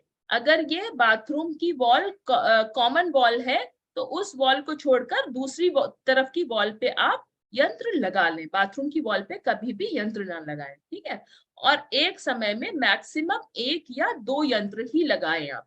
ठीक है, तभी आपको इसके परिणाम मिलेंगे। अब इसको एक्टिवेट कैसे करना है, इस यंत्र को एक्टिवेट कैसे करना है, इसका भी मैं अब आपको बता देती हूँ। ठीक है, कुछ प्रश्न आ रहे हैं चैट बॉक्स में, एक बार मैं देख लेती हूँ। same can be same can be applied in office also, Archana ji, definitely particular यंत्र जो all in one in general. अच्छा, देखिए कितने मल्टीटास्किंग हो गए आजकल हम। All in one in general चाहिए अर्चना जी को, तो उसके लिए आप कुछ मत करिए, अपना घर का नॉर्थ ईस्ट और साउथ वेस्ट बैलेंस कर लीजिए, फिर आपको कोई समस्या नहीं आएगी। नॉर्थ ईस्ट में 4800 श्लोक का जो यंत्र आता है, एक साथ 48 श्लोक की यंत्र, उसकी भी PDF आपको शेयर कर दी जाएगी, मैं दे दूंगी आपको, उसको आप लगा सकते हैं नॉर्थ ईस्ट में। ठीक है, तो ऐसे सभी, हाँ, सब एक सारे यंत्र को मिला के एक यंत्र लगा सकते हैं अपने घर के नॉर्थ ईस्ट में, तो उससे काफी हद तक बैलेंस होएगा एनर्जी, है ना। तो ये बहुत अच्छा प्रश्न किया। Size of the print out depends, आप कोई उसमें देखिए, अब ये तो आय का, अब ये कई बार बहुत सारी चीजें आय से निकाली जाए करी जाए तो बहुत विशेष अच्छे परिणाम देती हैं, लेकिन अब यहाँ पर हम बहुत डिटेल में नहीं जाएंगे, आप अपना देख के अपने हिसाब से जगह के अनुसार यहाँ पे निकाल के करिए। ठीक है, बाकी 3x3 इंच का भी कर सकते हैं, है ना, 6x6 inch, 3x3 inch, 5x5 inch, इस तरह की भी कर सकते हैं। ठीक है। तो अब हम कह रहे थे इसकी साधना कैसे करनी है, यंत्रों की साधना कैसे करनी है। हमने यंत्र लगा दिए, ठीक है। अब हमने भले ही कॉपर के लगाए या हमने प्रिंट आउट लिया उसका लैमिनेट करके लगाया, उसको कैसे सिद्ध करें, ठीक है। उसको सिद्ध करने की सीधी सी विधि यही है, बहुत ही सिंपल मेथड में आप लोग को बताऊंगी, क्योंकि कॉम्प्लिकेटेड मेथड नहीं समझ में आता है जनरली। सिंपल मेथड आप इतना करिए खाली कि जब भी जहां पर शुभ मुहूर्त में आप कोई यंत्र लगा रहे हैं, ठीक है। सपोज कि वेस्ट दिशा में आपने 28 नंबर का काव्य लगाया इच्छा पूर्ति के लिए, क्या भी सभी प्रकार की इच्छा पूर्ति हो, भले मुझे सामाजिक प्रॉब्लम हो, भले मुझे फाइनेंशियल प्रॉब्लम हो, भले ही मेरे रिश्तों में दिक्कत हो, भले ही मेरी पढ़ाई से संबंधित प्रॉब्लम हो, कुछ भी हो, सब मेरी सारी इच्छा पूर्ति हो, ठीक है। लेकिन एक समय पर एक ही इच्छा रखिएगा तभी इच्छा पूर्ति होती है, इस चीज का भी ध्यान रखिए, ठीक है। तो ये कई बार पावर ऑफ मैनिफेस्टेशन वगैरह की जो क्लासेस ली जाती है उसमें सिखाया जाता है कि एक समय पे एक चीज पे फोकस करो। तो एक इच्छा को रखकर आप अपनी, और 28 नंबर का काव्य वहां पर वेस्ट जोन में आपने लगा दिया, ठीक है। वहां पे लगाने के बाद में आपको कम से कम 21 दिन तक उसी जोन में बैठकर उस मंत्र की साधना करनी है। मंत्र की साधना कैसे करनी है, जैसे कल हमने इसको बताया था, ठीक है। तभी वो यंत्र आपको परिणाम देना शुरू करेगा। सगुण में स्वास्तिक क्या होता है, सगुण में स्वास्तिक बेसिकली देखिए, ये स्वर विज्ञान जिनको थोड़ा सा आइडिया होगा वो समझ पा रहे होंगे इस बात को कि स्वर विज्ञान में सगुण होता है मतलब सांस को अंदर खींचकर और रोककर और फिर हम स्वास्तिक लगाएं। ये हमारी पृथ्वी तत्व की फिंगर होती है, पृथ्वी तत्व को रिफ्लेक्ट करती है। तो इस फिंगर से हम, कौन सी, रिंग फिंगर है ना, राइट हैंड की रिंग फिंगर से हम नॉर्मली स्वास्तिक हमें बनाना चाहिए, ठीक है। तो ऐसे स्वास्तिक बनाए, स्वास्तिक के ऊपर यंत्र लगाए, यंत्र शुभ मुहूर्त में लगाए, सगुण में मतलब सांस खींचकर अपनी विश को रखते हुए और फिर उसको चिपका दे, सेलो टेप से चिपका दे, या फिर अगर आपके पास में ऐसे कॉपर के यंत्रास हैं इस प्रकार के, तो आप इसको डबल साइडेड टेप से भी चिपका सकते हैं, या फिर इसको फ्रेम करा के भी लगवा सकते हैं। इवन प्रिंटेड पेपर्स को भी फ्रेम करा के भी लगवा सकते हैं प्रॉपर, ठीक है। तो इस प्रकार से यंत्र लगाकर और फिर वहां पर बैठकर कुछ दिवस 20-21 दिन वहां की साधना करें, फिर वो यंत्र आपको इफेक्ट देना शुरू करेगा। अब ध्यान रखें ये चीज कि बेडरूम में अगर आपका कोई जोन आ रहा हो तो बेडरूम में भी यंत्र नहीं लगाए जाएंगे किसी प्रकार। अगर आपका उस जोन में बाथरूम आ रहा हो तो बाथरूम में भी यंत्र नहीं लगाए जाएंगे। तो इन सब चीजों का शुद्धि का अपना विवेक से थोड़ा ध्यान दीजिएगा, ठीक है। इतना विवेक तो हमारे सभी जैन बंधुओं को है ही है। बाकी कुछ लोगों को अगर थोड़ा इसमें डाउट है तो उससे संबंधित मैंने यहाँ पर कवर करने की आपको कोशिश करी है, बताने की ज्यादा से ज्यादा कोशिश करी है। तो ये यंत्र से संबंधित जो विषय है ये हमने आज कवर किया। और मेन डोर पर ऐसे इसी प्रकार से जैसे कुछ यंत्र होते हैं जैसे घर की शांति के लिए होते हैं ना, जैसे ये यंत्र होते हैं इनफैक्ट, जैसे जो जहां हम लगाते हैं जहां पर हमारी ये डाइनिंग वगैरह का एरिया आता है उस प्रकार उस जगह पर इस प्रकार के यंत्र रेड कलर के फ्रेम में लगाने से बहुत विशेष परिणाम मिले हैं, ठीक है। ग्रह शांति में बहुत विशेष परिणाम मिलते हैं। जब यंत्र की बात हो रही है तो मैंने कहा थोड़ा सा ये भी बता दूं आपको, ठीक है। इस प्रकार से जैसे और स्टडी टेबल पर 6ठे नंबर का यंत्र लगा सकते हैं, 6ठे नंबर की काव्य का यंत्र लगा सकते हैं। तिजोरी में 36 नंबर काव्य का और 48 नंबर काव्य का यंत्र रख सकती हैं आप, है ना। इस प्रकार से अलग अलग प्रकार के यंत्रों को रखने से भक्तामर के माध्यम से आप अपने घर में वास्तु को कर सकते हैं, ठीक है। अब इससे संबंधित कुछ भी प्रश्न उत्तर हो तो मैं यहाँ पे अपना समाप्त करके आगे प्रश्न उत्तर लेना चाहूंगी। जी बताएं।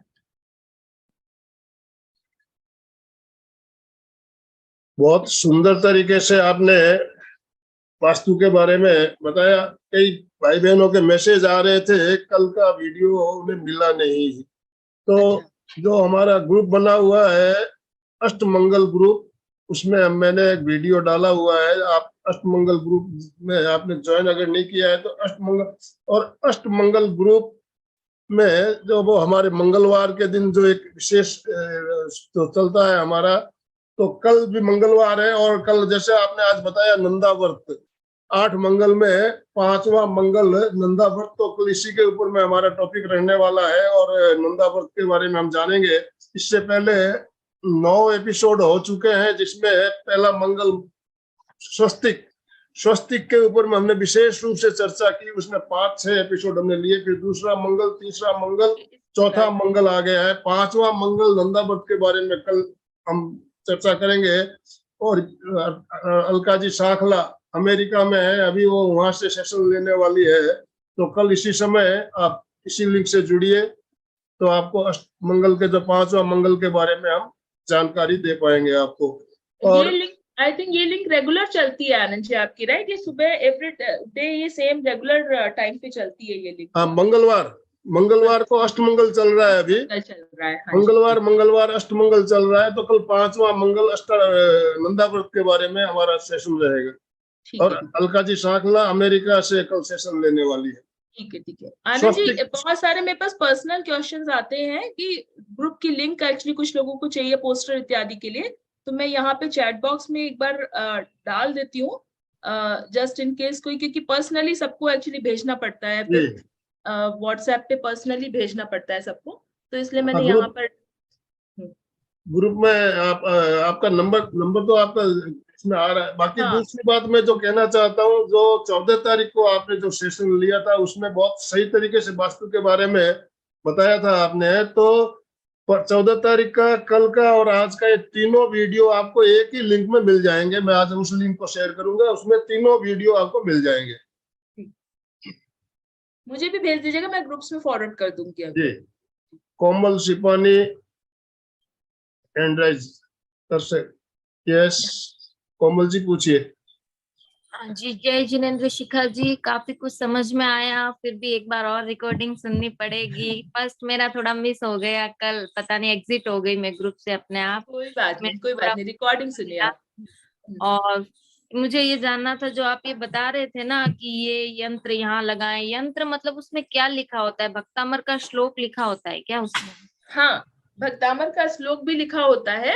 देखिए, मैं एक कोई यंत्र आपको निकाल के एक बार दिखा देती हूँ, उसमें भक्तामर का श्लोक भी होता है। देखिए, स्तोत्र के हर श्लोक के एक यंत्र होते हैं, है ना? आपको पता होगा अगर, तो हर श्लोक के एक यंत्र होते हैं।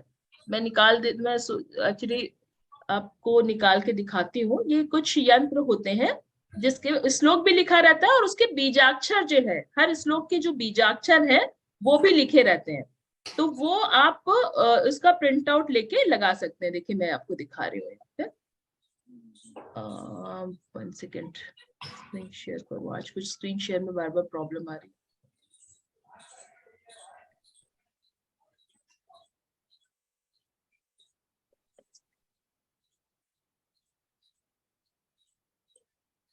चलिए, हाँ, आप, मैं जब तक आप आगे का प्रश्न ले लीजिए।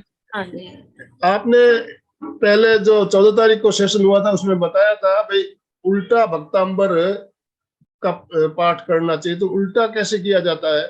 जी, उल्टे भक्तामर का भी मैंने वीडियो एक बना हुआ है आनंद जी, तो वो मैं या तो लिंक शेयर कर दूंगी। उसमें थोड़ा सा प्रोसेस जो है वो पूरा मैंने एक्सप्लेन किया हुआ है, उल्टे भक्तामर को कैसे पाठ करना है। ये नॉर्मली दिन में 3 बार पाठ करते हैं, और इसको पूरी साधना के साथ में 3 बार पाठ करना होता है, सुबह, दोपहर और शाम, कंटिन्यू 3 दिन तक। उल्टा भक्तामर का पाठ का मतलब होता है कि 7वें नंबर से 48 नंबर तक पहले आप गए, और फिर से 1 नंबर से 7 नंबर तक पढ़ा। जनरल रूटीन क्या होता है, 1 से पूरा 48 तक पढ़ते हैं, लेकिन इसमें क्या करना है, 7 to 48 और 1 to 7, है ना? तो ये एक बार मुझे यंत्र की फोटो मिल पहले गई है। 7 to 48, फिर 1 to 7। हाँ जी, हाँ। तो 7 2 बार आएगा? हाँ, नहीं, 7 to 48, then 1 to 6, sorry, 1 to 6, 1 to 6, yes. तो इस प्रकार से उल्टे भक्तामर का पाठ करना है। बाकी आगे के भी प्रश्न कोई हो तो ले लीजिए। देखिए, जैसे ये यंत्र है, मैं आपको बार बार दिखाना चाह रही हूँ। ये यंत्र है, ठीक है, ये 45 नंबर के श्लोक का यंत्र है, जिसमें श्लोक भी लिखा हुआ है, और हर श्लोक की, जैसे कि मैं बार बार बता रही थी आप लोग को, कुछ बीजाक्षर भी होते हैं। तो ये बीजाक्षर का भी बीच में इसमें दिया हुआ है ना? तो इस प्रकार के श्लोक आपको, यंत्राज आपको लगाने हैं। जी, बहुत सुंदर। अभी राजकुमारी, जयपुर से राजकुमारी जी एंड्राइज के हुआ है। बोलिए राजकुमारी जी, अपने आप को अनम्यूट कीजिए। जय जिनेन भैया जी, और शिखा जी जय जिनेन। आपका सेशन 2 दिन का बहुत अच्छा रहा। मैं ये पूछना चाह रही थी, आज आपने जो डाइनिंग टेबल के लिए यंत्र बताया, वो कौन सा यंत्र था?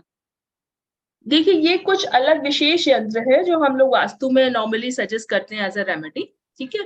तो अच्छा। ये कुछ डिफरेंट यंत्र है। हालांकि आप भक्तांबर में जो शांति प्रदाता 21 नंबर का भी काव्य का यंत्र लगा सकते हैं डाइनिंग के पास में। और एक ये है, अपने नॉर्थ ईस्ट में जो एक क्वेश्चन आया था कि वो सब यंत्रों का, तो हम क्या 45 ओनली लगा सकते हैं इसमें? नहीं, 45 भी लगा सकते हैं वहां पे। 45 तो मैंने साउथ में बताया ही आपको, और हाँ, खास हाँ, करके जो 4800 श्लोक का एक साथ जो मैंने बताया नॉर्थ ईस्ट में, हाँ। 48 उसका भी पीडीएफ मेरे पास में है, मैं शेयर कर दूंगी आगे आप बहुत लोग बढ़िया। को। वैसे तो आपने 36 और 6 बताया ही है, मैंने कहा हाँ। वो जो एक निचोड़ था ना, वो कौन सा यंत्र था नंबर? ठीक। ठीक है, Thank you. बहुत बहुत कनक धन्यवाद। चौरडिया ने हैंड राइज किया हुआ है। कनक, अनम्यूट करो अपने आप को। आप अनम्यूट कर लीजिए। यस। जय जिनेंद्र जी, जय जिनेंद्र। हाँ, अगर हम यंत्र बनाना चाहे खुद तो कैसे बनाएं और कौन सा रंग का कागज या पेपर ले? हाँ, देखिए, यंत्र बनाने के लिए, यंत्र जो भी बनाते हैं, यंत्र बनाने के लिए एक प्रॉपर विधि होती है, ठीक है।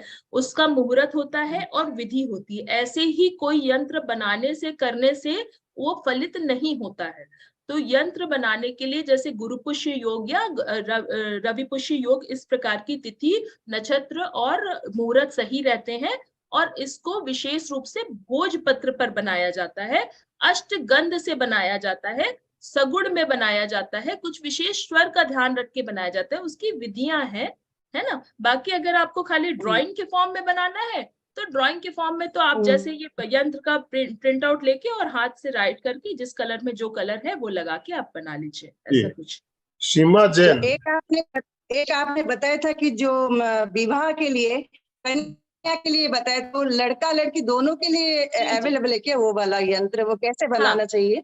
वो 12 नंबर का यंत्र है। बनाने के लिए मैंने जैसे अभी बताया, जो सेम विधि है किसी भी यंत्र को बनाने के लिए, जैसे मैंने अभी बताया, आप लोग को एक्सप्लेन किया, सेम विधि है। बाकी 12 नंबर का जो काव्य है वो लड़का और लड़की दोनों के लिए है। उसको मैंने मतलब लड़का लड़की को खुद को करना है ना, या पेरेंट्स को करना है, किसको करना है? देखिए, अगर कॉन्शियस में है, यही तो मैं कल आप लोग को समझा रही थी कि जो कॉन्शियस में है, एटलीस्ट जो खुद कर सकते हैं, उनको खुद प्रेरित करिए करने के लिए। जो बिल्कुल नहीं कर सकते उनके लिए कोई दूसरा जरूर कर सकता है, लेकिन बच्चों को भी आप जिनको नहीं आता है तो उसके लिए पेरेंट्स कर सकते हैं क्या? हाँ, कर सकते हैं, इसीलिए पर उनको सिखाइए, बच्चों को सिखाइए आप, यही तो बात है ना, क्योंकि वो संस्कार डालने हैं, वो उनकी तरंगे चेंज करनी है। पेरेंट्स कब तक आपको हैंड होल्डिंग करते रहेंगे? सीमा जी पूछिए, आपका सवाल पूछिए, सीमा जैन। जय जिनेंद्र। एक्चुअली मेरे बच्चे एक मेडिकल में है और एक 9th में है। तो अभी मेडिकल में है तो थोड़ा स्ट्रेस रहता है ना, तो उस केस में उनको, क्योंकि उनको टाइम तो रहता नहीं है भक्तांबर जी का पाठ करने के लिए, तो उस केस में उनको मैं क्या सजेस्ट करूं? और दूसरा ये है कि जो हमारे घर में नेगेटिविटी होती है उनको दूर करने के लिए कौन सा काव्य और यंत्र होता है? बहुत बढ़िया प्रश्न किया सीमा जी आपने। देखिए, नेगेटिविटी को दूर करने के लिए सबसे पहले घर की एनर्जी को बैलेंस करें, खाली यंत्र लगाने से नहीं होगा। नेगेटिविटी घर में अगर है तो जरूर कुछ ना कुछ दोषाज हैं वहां पर, ठीक है, उनको पहले ठीक करें। सबसे पहले आप लोग अपने घर का ब्रह्म स्थान ठीक करें। ब्रह्म स्थान पर खाली होना चाहिए हमेशा, कोई बहुत हैवी स्टफ नहीं आना चाहिए। और देखिए, जब जहां पर जिस घर में मंत्र, आराधना, साधना इत्यादि होती रहती है, वो घर तो वैसे भी अपने आप, जहाँ पे सब लोग धार्मिक कार्यों में लगे रहते हैं, वो अपने आप वहां से सारी नेगेटिविटी चली जाती है। पर आजकल मैंने देखा है, क्योंकि हम लोग के पास प्रैक्टिकल केसेस आते हैं, घर में एक या दो ही व्यक्ति ऐसा होता है जो कि धर्म में लगा होता है, बाकी कोई नहीं करता। और नॉर्मली वो भी ऐसे हैं जो बुजुर्ग लोग कर रहे हैं, बाकी आजकल की जनरेशन कोई नहीं कर रहा है ना।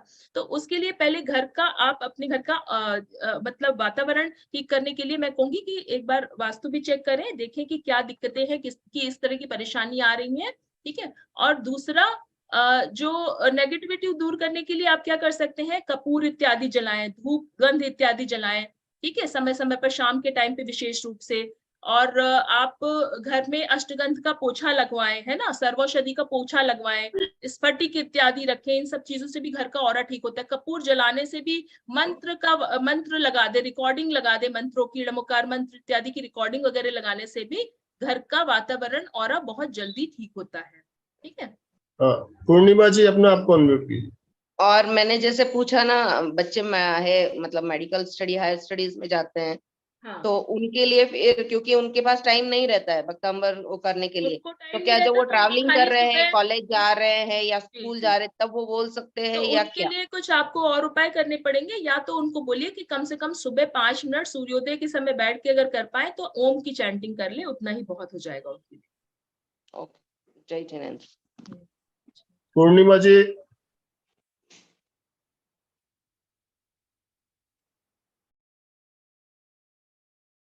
आपको अनम्यूट ऑप्शन दिया गया। जय जी, हाँ हाँ, जय जिनेंद्र जी, शिखा जी, जय जिनेंद्र जी। मैं ये पूछना चाहती हूँ कि जैसे कोई काव्य की हमें साधना करनी है, तो उसके लिए हमें पहले भक्तामर जी का पूरा पाठ करना है, उसके बाद ही उस पर्टिकुलर करना चाहिए एक काव्य आइडियली को। 9 बार नमोकार मंत्र पढ़ के पहले, है ना, अपने हम्म, ईस्ट को याद करके 9 बार नमोकार मंत्र करें और फिर पूरा हम्म, भक्तामर का पाठ करें और उसके बाद में श्लोक की साधना करें। पर समय की कमी के कारण कई बार ऐसा नहीं हो पाता है, तो जब जैसी सुविधा हो वैसा करें। अच्छा, और जब शुरुआत कर रहे हैं पहले दिन से, उस दिन अगर पाठ कर लें पूरा, और उसके बाद जब हमें 21 दिन तक करना है, उस दिन खाली फिर काव्य ही पढ़ते रहें, तो वो हो सकता है ना? हाँ, देखिए जी, वही है कि जितना आप लिबर्टी हाँ, जितना लेंगे उस समय। हिसाब से परीक्षा में हम्म। मार्क्स आएंगे, है ना। तो इस चीज का विशेष रूप से बिल्कुल ज्योति सही डागा है ने जी, एनराइज किया हुआ है। Thank you so much. जय जिनेंद्र साहब, जी, जय ईस्ट श्री। ईस्ट नॉर्थ और ईस्ट ईस्ट साउथ में मेरे बेडरूम है, तो वहां तो यंत्र नहीं लगा सकते, तो वहां पर क्या कर सकते हैं? देखिए वहां की एनर्जी बढ़ाने के लिए, जैसे कि मैंने बताया कि नंदावत स्वास्तिक है, सॉल्ट लैम्प है, इत्यादि बहुत सारी चीजें हैं जो रखी जा सकती हैं। स्फटिक के जैसे ये अभी मैंने होल्ड कर रखा है, देखिए ये स्फटिक इस प्रकार की आती है। स्फटिक भी रखने से घर में बहुत अच्छे, मैंने देखा है, बहुत वातावरण पवित्र होता है, बहुत वास्तु दोषों का शमन होता है। और आपने एक पोछा बताया कि पोछा लगाने से भी होता है, तो क्या चीज का था? सर्वौषधि, सर्वौषधि बाजार में आपको बहुत आराम से मिल जाएगी, सर्वौषधि मिल जाएगी, उसका आप पोछा लगाएं। इसी प्रकार से स्फटिक भी बाउल में रख के उसका पानी जो बनता है निकलता है उसका भी पोछा लगा सकते हैं। नमक का पोछा लगा सकते हैं। ये नमक का पोछा सिर्फ मंगलवार और रविवार को छोड़ के बाकी सभी दिन लगा सकते हैं। शशि सेठिया। हाँ, जय जिनेंद्र। जय श्री। मैं ये पूछ रही थी कि मेरे घर का डायरेक्शन है ना, जैसे कि मैं कंपास रखती हूँ फोन में, तो जनरली हमारा ईस्ट फेस जो दिखाते हैं वहां पे जो नॉर्थ और ईस्ट का कॉर्नर आता है ना, जो नॉर्थ ईस्ट कॉर्नर है, ईस्ट कंपास उस तरफ आता है। अच्छा, नहीं तो ये आप रूम से देख रही होंगी एक्चुअली, तो इसलिए आपको ऐसा मिल रहा होगा। ये घर के मध्य में खड़े होके, जैसे मैंने बताया ना, वहां से देखेंगी तो आपको अलग मिलेगा। पहले नहीं, घर के मध्य, हाँ, मिडिल ऑफ हाउस से मैं देख रही हूँ, फोन हाँ वहां रखा मैंने। हाँ तो जैसे कि ईस्ट और नॉर्थ का जो कॉर्नर होता है ना, हाँ ईस्ट का डायरेक्शन वहां दिखाता है, डिग्री मतलब इतनी ज्यादा रोटेटेड है हाउस की। हाँ, एग्जैक्टली, तो वो टिल्ट होगा, ये आपने सही कहा। ये घर आपका पूरा टिल्ट होगा इस कारण। हाँ, नॉर्मली इंडिया में मैंने देखा है, इंडिया का कोई भी मैप आज तक मुझे ऐसा नहीं मिला जो कि हाँ, 7 डिग्री से कम टिल्ट हो। 7 हाँ, डिग्री तो मिनिमम टिल्ट होता ही होता है।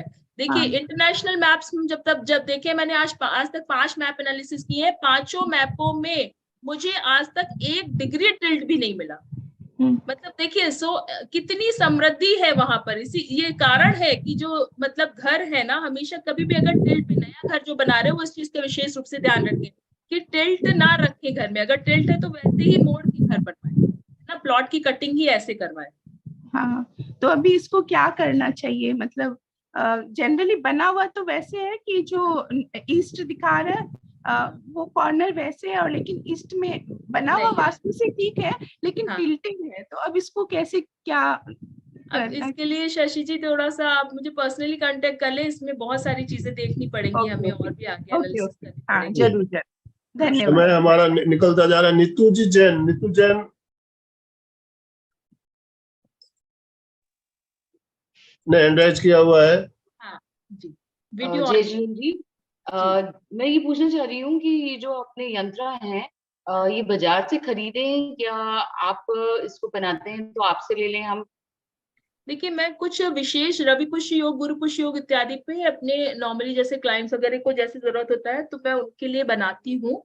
अगर किसी को जरूरत है तो मुझे बोलेंगे, तो आगे जो ये रवि पुष्य योग आ रहा है तो उसमें मैं बना दूंगी, लेकिन ये इसके लिए एनर्जी एक्सचेंज होता है तभी ये होते हैं। बाकी कॉपर के भी यंत्रास मैं प्रोवाइड कराती हूँ क्योंकि हमें रेमेडीज में लगते हैं, इसलिए हम कॉपर के भी यंत्रास प्रोवाइड कराते हैं। Okay, thank you. Thank you जय जिनेंद्र। कमल बोरा जी ने हैंड रेज किया हुआ है। जी, उनका वीडियो ऑन नहीं है। कमल बोरा जी अपने आप को अनम्यूट कीजिए। और अमिताभ चौरडिया।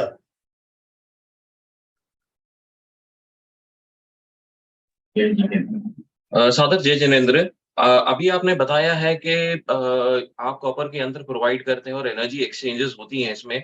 तो अगर हम एक यंत्र ले रहे हैं तो उसमें क्या एनर्जी एक्सचेंज होगी, क्या कॉस्ट होगा? आप थोड़ा सा एक बार उस पर अगर आप बता पाए तो प्लीज।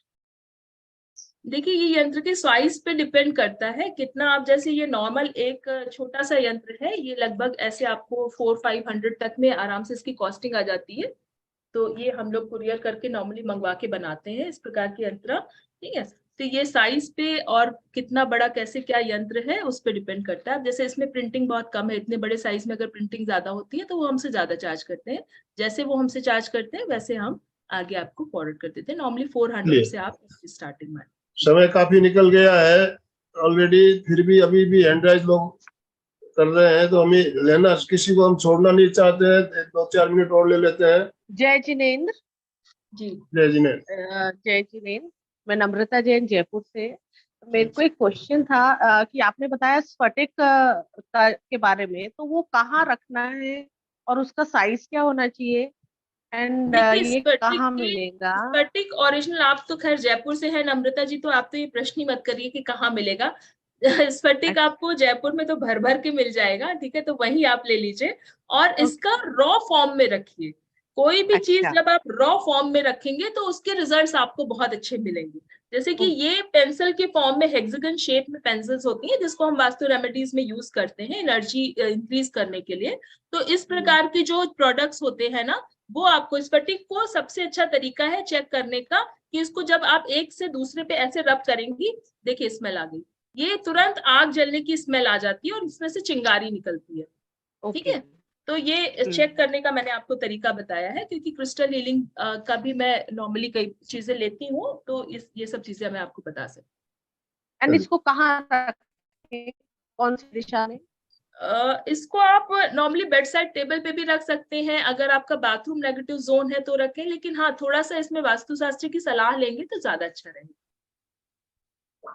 बाकी बेड के हेड की तरफ रख सकते हैं आप थोड़ा पीस, 250 ग्राम या 300 ग्राम का पीस बेड साइड्स में रख सकते हैं रॉ।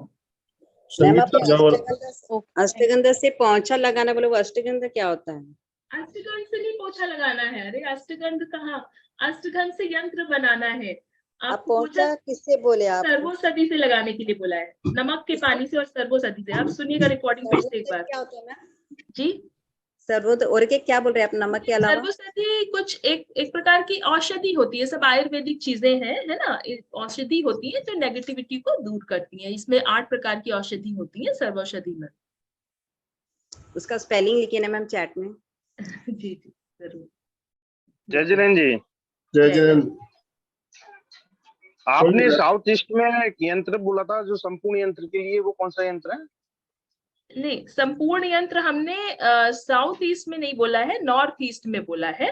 वो है 4800 श्लोकों का यंत्र जिसकी कि मैंने पीडीएफ बोली है कि आप लोग तक पहुंचा दी जाएगी। जी, नॉर्थ ईस्ट में लगाना है। North east. तो ओके धन्यवाद। काफी जिज्ञासाओं का समाधान अभी मिल चुका है और समय भी हमारा भी काफी निकल चुका है। तो मैं आपको जानकारी करा दूं कि हमारा जो मंगलवार का क्रम चल रहा है, इसके लिए हमने एक अष्ट मंगल जो ग्रुप बना रखा हुआ है, अलग से ग्रुप बना हुआ है। और इसमें जानकारी जो हमारे इस तरह के जो कार्यक्रम होते हैं उसकी हम जानकारी अष्ट मंगल ग्रुप में तो देते ही हैं। तो अष्ट मंगल ग्रुप आप जरूर ज्वाइन कर लीजिए। उसमें हमारे इस तरह के कार्यक्रम जो चलते हैं, अष्टमंगल का ये जो अभी चल रहा है, ये खत्म होने के बाद हम दूसरा सीरियल भी चालू करेंगे। तो उसमें कंटिन्यू, इससे पहले हमने उसमें 32 एपिसोड हमने लिए। वो बहुत ही शानदार श्रृंखला चली थी जो हमारे अलका जी ने ली थी, उसकी भी उसमें जानकारी पूरी दी गई है। जो तो अष्टमंगल ग्रुप ज्वाइन करने के लिए मैं नंबर मेरा बोल रहा हूँ, आप नंबर नोट कर लीजिएगा। कल भी काफी भाई बहनों के मैसेज आए थे मेरे ग्रुप में ऐड करना है, तो आप शिखा जी आप पहले अपना नंबर आप रिपीट कर दीजिए, एक बार बोल दीजिए लोगों ने नहीं देखा हो तो, ताकि आपका नंबर नोट कर ले। मेरा नंबर आप लोग नोट कर लीजिए, इट्स 911196779555। इस नंबर पे आप शिखा जी का ग्रुप ज्वाइन कर सकते हैं। और मेरा नंबर है 9373471831, 9373471831।